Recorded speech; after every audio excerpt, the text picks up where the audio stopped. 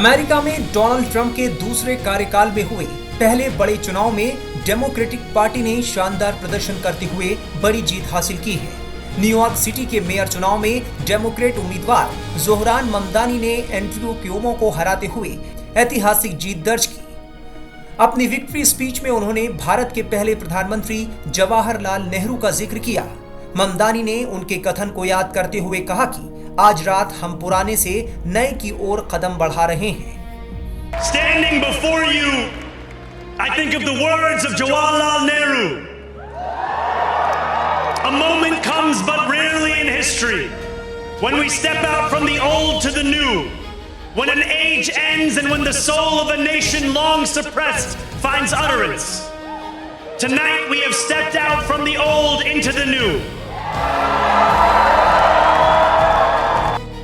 Zohran Mamdani की New York mayor चुनाव में सभी बाधाओं के बावजूद ये जीत डेमोक्रेट्स के लिए एक बड़ी राजनीतिक सफलता मानी जा रही है। अपनी विक्ट्री स्पीच में ममदानी ने कहा कि न्यूयॉर्क अप्रवासियों का शहर बना रहेगा, एक ऐसा शहर जिसे अप्रवासियों ने बनाया है, अप्रवासियों द्वारा संचालित है और आज रात से अप्रवासियों द्वारा नेतृत्व भी किया जाएगा। उन्होंने अपने समर्थकों से कहा कि भविष्य अब हमारे हाथों में है। ये शहर टैक्सी चालकों, नर्सों, रसोइयों और बोडेगा दुकानदारों का है। ये लोकतंत्र भी उन्हीं का है। भीड़ से जोरदार जोहरान जोहरान के नारे लग रहे थे। डोनाल्ड ट्रंप को सीधी चुनौती देते हुए जोहरान ममदानी ने कहा कि अगर कोई शहर है जो ट्रंप जैसे नेता को हराना जानता है तो वो वही शहर है जिसने उसे पैदा किया था। उन्होंने कहा कि अब न्यूयॉर्क एक नई पीढ़ी के बदलाव का नेतृत्व करेगा। Standing before you, I think of the words of Jawaharlal Nehru.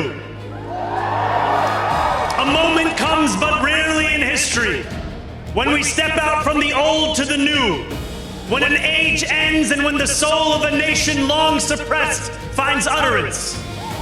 Tonight we have stepped out from the old into the new.